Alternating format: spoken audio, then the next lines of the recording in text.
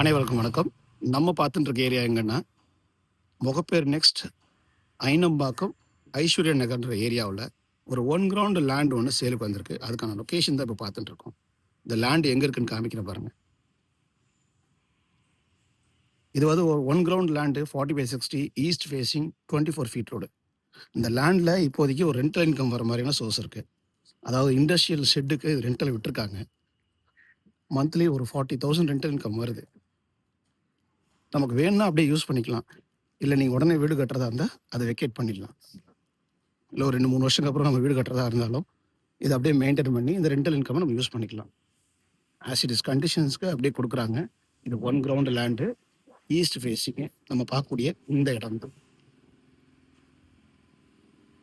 ஐனம்பாக்கம் Aishwarya Nagar.